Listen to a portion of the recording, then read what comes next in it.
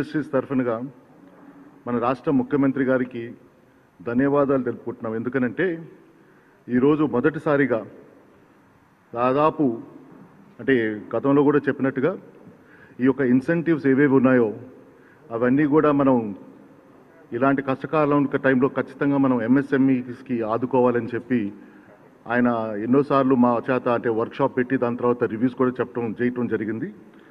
ఈరోజు దాని భాగంగా ఈరోజు ఫైనల్ మీటింగ్లో ఈరోజు ముఖ్యమంత్రి గారు he has approved the incentives, the remaining incentives for the MSME sectors దాదాపు 905 కోట్లు గత 5 సంవత్సరాల నుంచి ఏవేవి ఉన్నాయో అవన్నీ బాకీలు కూడా పూర్తి చేస్తూ, దీంట్లో ఒకటి ఉదాహరణగా చెప్పాల్సింది ఏంటంటే గత 2014 నుంచి 2019 దాకా దాదాపు 828 కోట్లు బకాయిలు అంటే కోట్ల రూపాయలు అవి కూడా పూర్తి చేసి, అలాగే 1920లో కూడా 77 crores ఏముందో ఈ ఫైనాన్షియల్ ఇయర్ కూడా అవన్నీ కూడా పూర్తి చేసి దాదాపు 905 crores ఇన్సెంటివ్స్ ప్యాకేజ్ మే జూన్లో తొందరలోనే రిలీజ్ చేయబోతున్నాము. 2014-15 మీరు చూసుకుంటే there was 43 crores అవుట్స్టాండింగ్. అలాగే 2015-16 చూసుకుంటే 70 కోట్లు వాజ్ అవుట్స్టాండింగ్. 2016-17 చూసుకుంటే 195 crores వాజ్ అవుట్స్టాండింగ్. 2017 and 18 చూసుకుంటే 207 crores was outstanding. 2018 and 19 was 313 crores outstanding. ఇవన్నీ కూడా ఈ 5 years అంటే 2014 నుంచి 2019 చూస్తే 828 crores-తో పాటు ఈరోజు ఈ సంవత్సరం అంటే అవి 19-20 కూడా 2019-20 77 crores కూడా అన్నీ కలిపి 905 crores ఇన్సెంటివ్స్ మే జూన్ నెలలో ఇవ్వబోతుంది.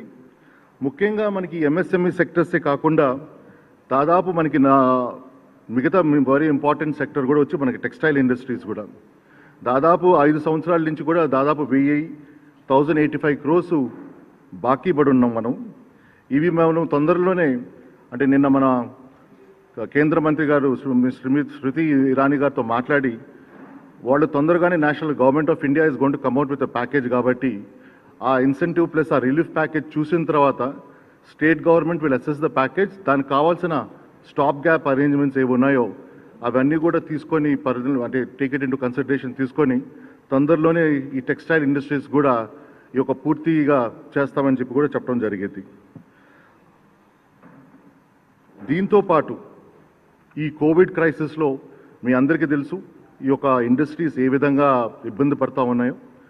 దానికి కావాల్సిన రిలీఫ్ ముఖ్యమంత్రి గారు మనం ఇన్సెంటివ్సే కాదు తప్పనిసరిగా వాళ్ళకి నడపాల్సిన బాధ్యత కూడా మనది ఉంది కాబట్టి వాళ్ళకి కావాల్సిన ఇన్సెంటివ్సే కాకుండా ఎనీ అదర్ రిలీఫ్ కూడా మీరు ఆలోచించి చేయమనిలో one of the proposals that he has cleared is that ఈ ఫస్ట్ క్వార్టర్ ఏది ఉందో ఏప్రిల్ మే జూన్ క్వార్టర్లో ఏది ఉందో complete waiver of minimum demand charges of electricity to the MSMEs.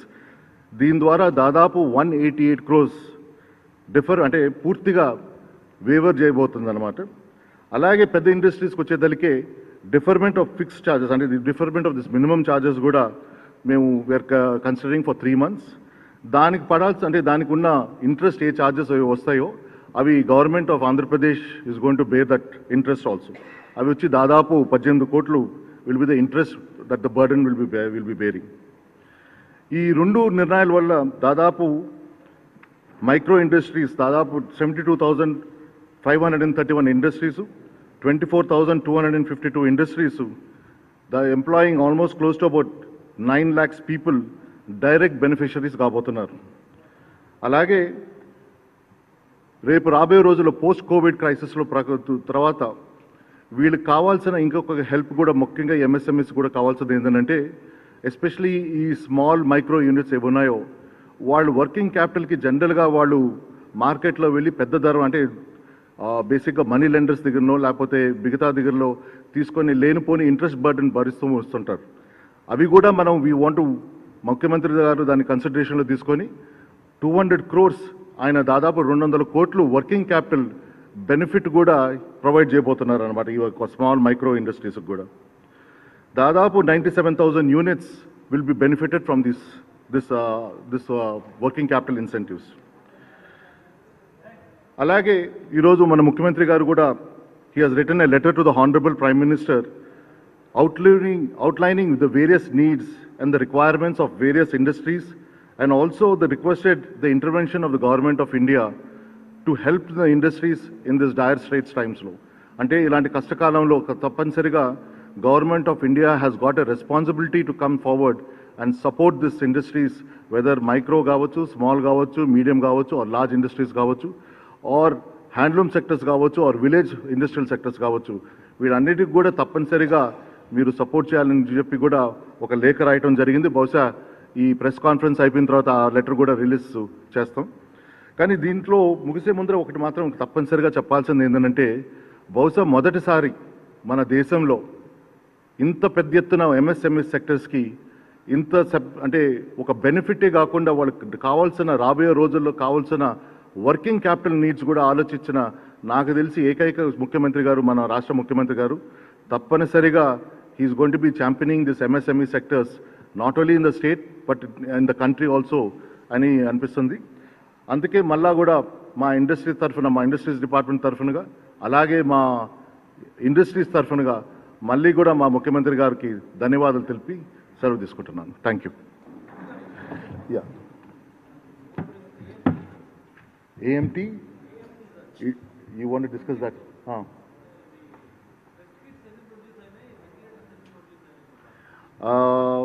As of now, the ventilators still have not come on production. They are coming on 7th, May 7th, they will be coming on production. I think if I'm not wrong, the scaling up of our TrueWit kits, that is the COVID kits that we're talking about, it's roughly about 7,000 units they're scaling up per day today, manufacturing, and they will be scaling up to another 25,000 per day by end of another 1 week's time. దీనికి one of the reasons దానికి ఎందుకు hamper అయిందనంటే, కొన్ని components which were supposed to be imported from United States, ఈ యొక్క trade అంటే బహుశా ఈ flights లేక one of the reasons was that we were not able to import those components. So that is the reason why this production has come down a little bit. But the embassy, that is the US embassy, recently we reached out to the US embassy, and the ambassador has promised that whatever components are required, that they'll be able to airlift it and supply to the matrix zones. And also we have supplied about 7,000 odd thermal units also to the government of AP.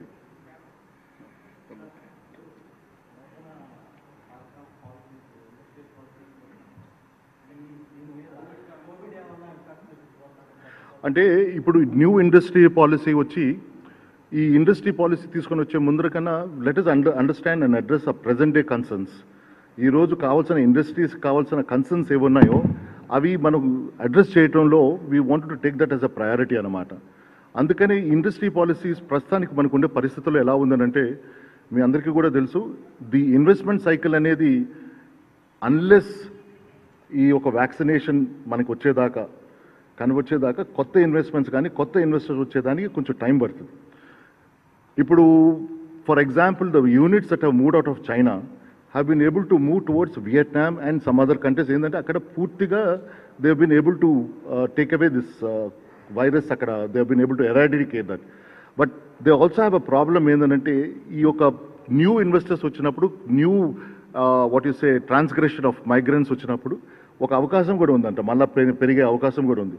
అందుకని our policy right now is first sustain, అంటే మనకు ఉండే ఇండస్ట్రీస్ని పూర్తిగా support చేస్తూ, తర్వాత we'll create an environment for the new industries to come in and full fledged furnish చేయాలన్నమాట.